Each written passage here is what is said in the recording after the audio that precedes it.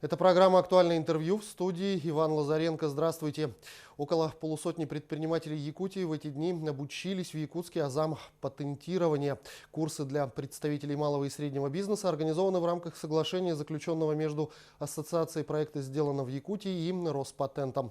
Чему учили якутских предпринимателей, мы узнаем у нашего гостя. Это заместитель директора Федерального института промышленной собственности Александр Прищеп. Александр Александрович, здравствуйте. Здравствуйте. Ну, когда речь идет об интеллектуальной собственности, сразу на ум приходят какие-то достижения ученых, какие-то разработки, изобретения или плоды творческого труда. Что можно говорить, касаясь предпринимательства тут? Что есть интеллектуальная собственность? Для предпринимателей промышленная собственность, интеллектуальная собственность — это и есть самый, наверное, один из самых важных объектов собственности. Я говорю о той собственности, которую мы называем все изобретениями, полезными моделями. Дизайн, регистрация дизайна — это тоже промышленный образец. Это точно так же является интеллектуальной собственностью. Мы говорим о товарных знаках, которые также являются объектом интеллектуальной промышленной собственности. Ну, тот же бренд «Сделано в Якутии» тоже объект интеллектуальной собственности.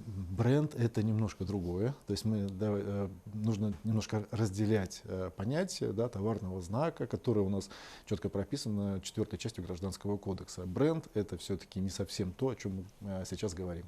Какую помощь предпринимателям оказывает Роспатент? И расскажите о совместной работе в рамках вот этого проекта вместе с «Сделано в Якутии». Прежде всего, хотелось бы сказать, немножко вас подправить, потому что обучилось не более полусотни, а почти 500 человек в действительности. То есть на сегодняшний день у нас зарегистрировано 450 человек обучающихся. Но, правда, там не только предприниматели. Это и сотрудники федеральных университетов, это и сотрудники аппарата вашего правительства, и просто люди, которые взяли, записались, решили, что они хотели бы обучиться. На самом деле проект этот проводится в рамках цифровой экономики, то есть национальной программы «Цифровая экономика». И данные мероприятия будут проводиться по всем федеральным округам, в том числе в Якутии.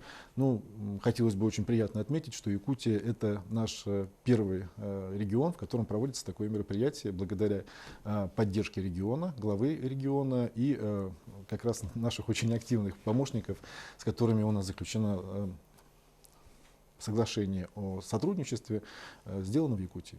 Ну вот кроме мероприятий, которое прошло, что еще? Какие еще проекты у вас?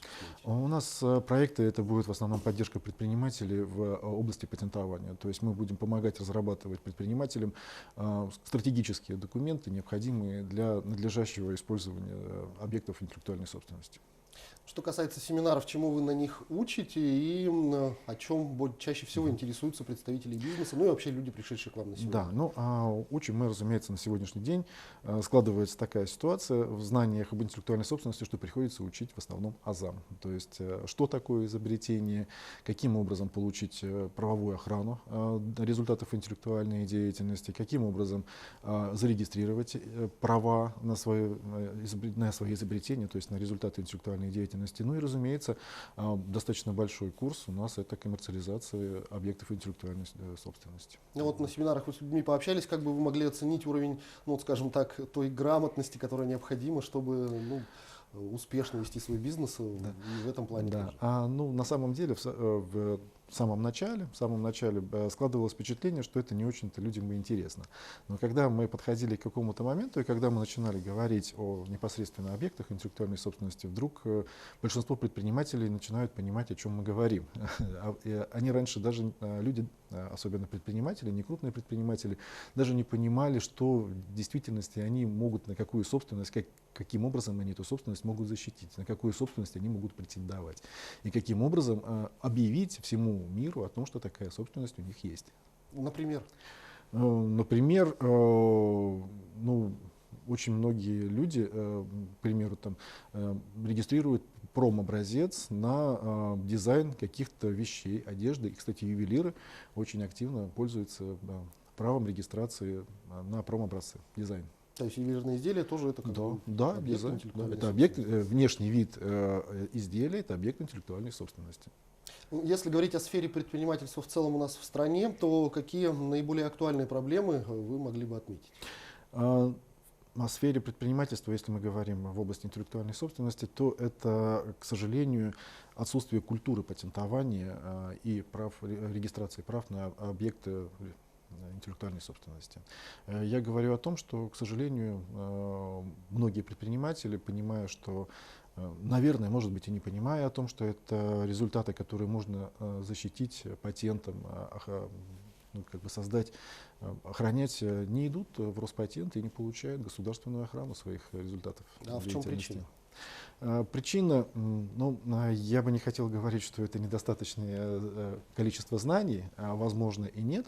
Но, возможно, причина здесь заключается в том, что отсутствие просто какой-то правового, я даже не знаю, как это правильно сказать, правовой грамотности, правовой культуры работы с интеллектуальной собственностью, которая зиждется почему-то на все тех понятиях, которые были в Советском Союзе. То есть вроде бы патент, зачем он нужен, для чего это нужно.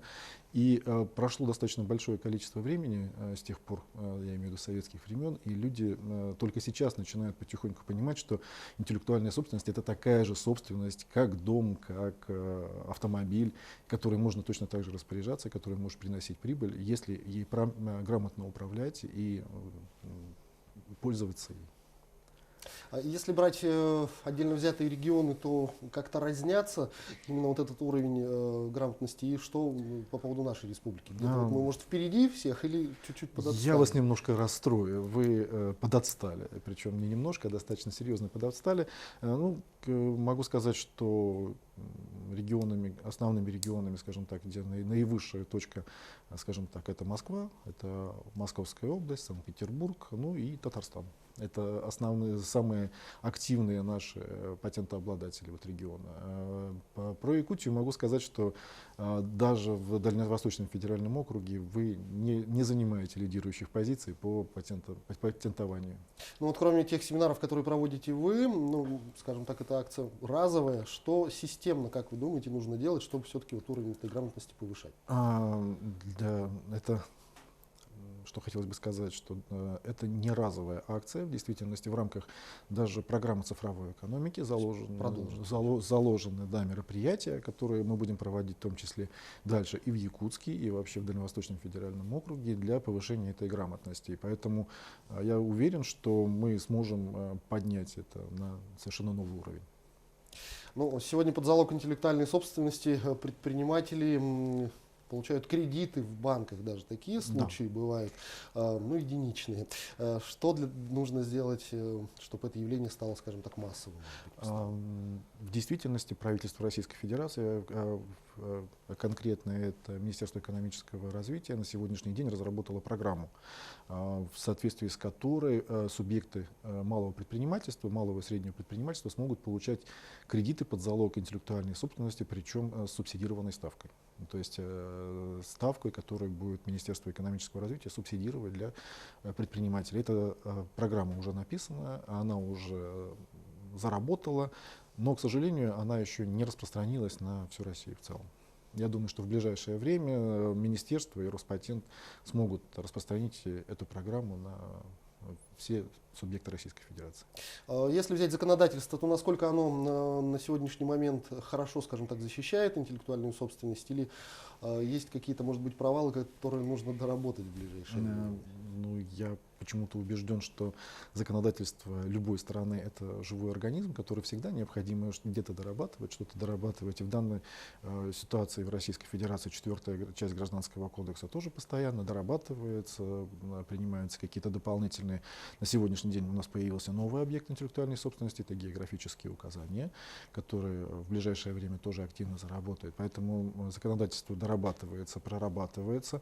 По поводу защиты здесь нужно понимать, что государство защищает права на интеллектуальную собственность в полном объеме, но пользуются ли этой защитой сами предприниматели, сами патентообладатели, здесь нужно как раз проводить работу в области правоведения, то есть людей нужно учить, нужно объяснять, нужно работать.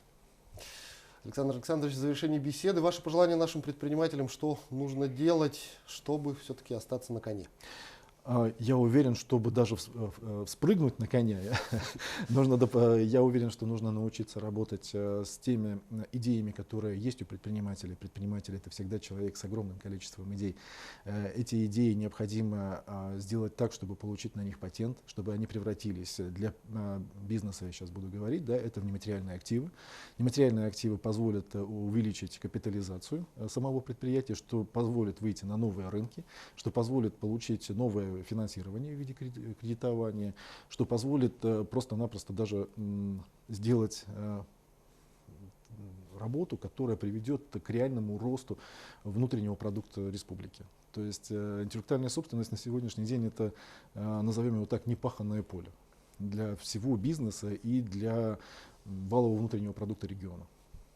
Я благодарю вас за беседу. Спасибо, что нашли Спасибо. время и ответили на наши вопросы. Спасибо за приглашение. Об интеллектуальной собственности мы беседовали сегодня. У нас в гостях был заместитель директора Федерального института промышленной собственности Александр Прищеп. До встречи в эфире.